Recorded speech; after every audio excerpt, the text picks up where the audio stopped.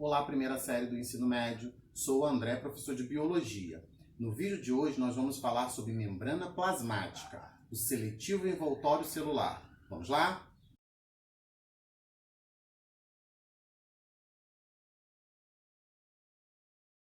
A membrana plasmática apresenta o denominado modelo de mosaico fluido. Ele foi proposto por Singer e Nicholson em 1972. O nome mosaico fluido deve-se à presença de estruturas flexíveis e fluidas com grande poder de regeneração.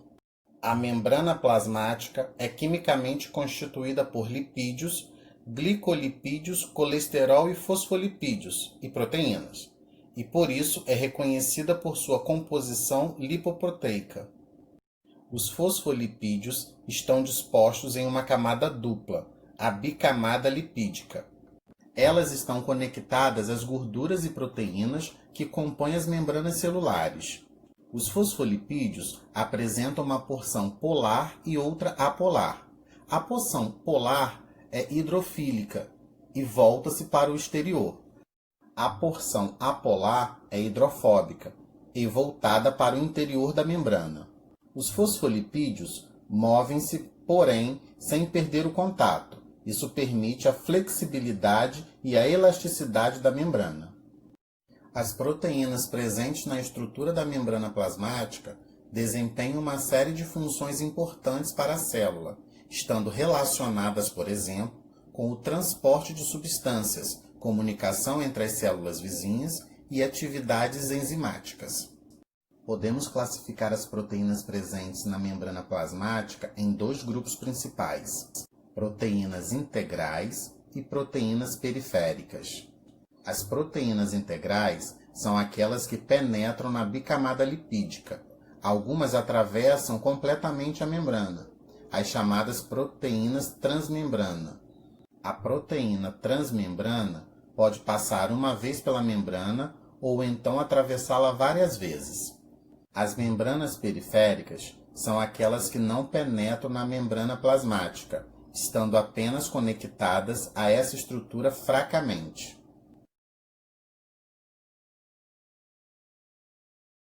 As glicoproteínas e os glicolipídios, que formam a camada mais externa à membrana plasmática das células animais, formam o que chamamos de glicocálice.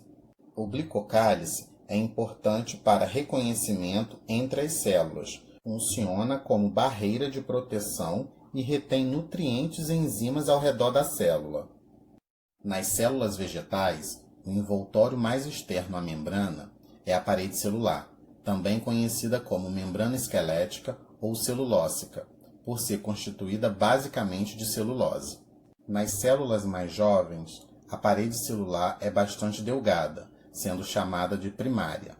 À medida que a célula se desenvolve, vai ocorrendo maior depósito de celulose, de tal sorte que a parede celular secundária se apresenta mais rígida. Entre as duas paredes celulares existe a lâmina média, com função de aumentar a união entre elas. A parede celular apresenta poros, denominados plasmodesmos, importante para permitir a troca de substância entre elas.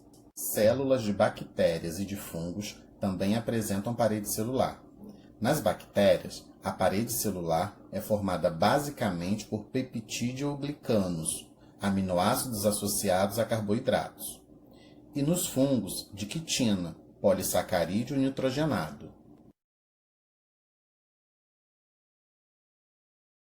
As células mais externas do nosso corpo devem estar bastante unidas entre si para evitar a entrada de micro-organismos.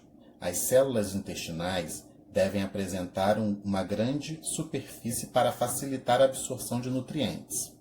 Esses exemplos nos mostram que as células apresentam diferenciações funcionais, e cada uma dessas funções é pronunciada através da presença de especializações.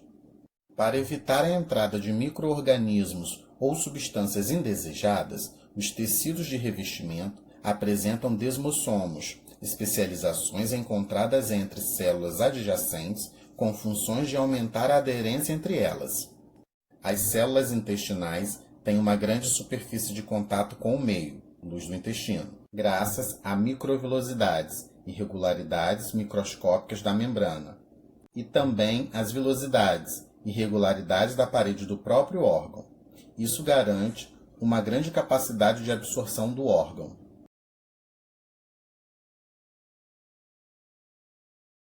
Além de separar os conteúdos intracelulares e extracelulares, a membrana plasmática tem um papel fundamental no controle das substâncias que entram na célula e que saem dela. Por isso falamos que ela tem permeabilidade seletiva.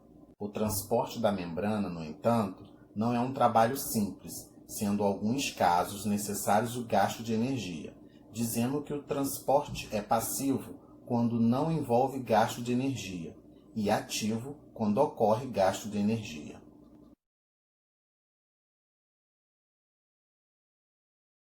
A difusão pode ser classificada como simples ou facilitada. Na difusão simples, observa-se o movimento de uma substância do meio mais concentrado para o meio menos concentrado. Na difusão facilitada, a transferência de substâncias ocorre com a ajuda de proteínas carregadoras. A entrada de glicose nas células hepáticas ocorre através da difusão facilitada. Na osmose, o que se observa é a difusão do solvente pela membrana permeável do meio hipotônico, que é o menos concentrado, para o meio hipertônico, que é o mais concentrado. A osmose é determinada pela capacidade do soluto em atrair o solvente para o lado em que aquele se encontra mais concentrado, equilibrando o fluxo de água. Essa força denomina-se pressão osmótica e será tanto maior quanto maior for a diferença de concentração entre os dois lados da membrana.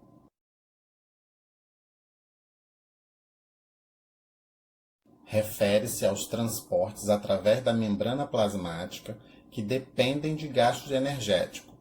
Ocorre contra o gradiente de concentração e dependem sempre da participação de permeases.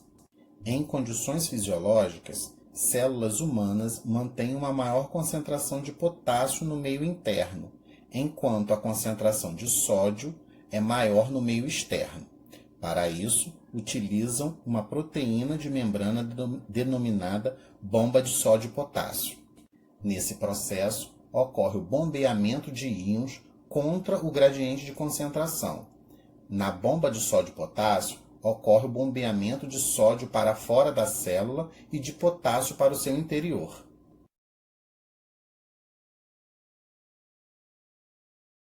Muitas moléculas orgânicas e outras substâncias particuladas não conseguem ser absorvidas pelas células atravessando a membrana plasmática, como acontece no processo de difusão. Assim, outros mecanismos são utilizados para que essas moléculas sejam absorvidas e eliminadas da célula.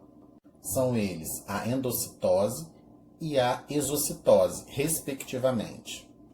Algumas células apresentam a capacidade de englobar partículas grandes de alimento, através de um processo denominado fagocitose.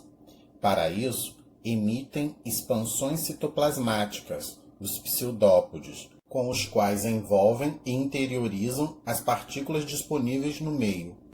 O englobamento de líquido ou partículas dissolvidas ocorre através da pinocitose. Neste caso, as partículas empurram a membrana plasmática, a partir do qual se desprendem as vesículas denominadas pinossomos.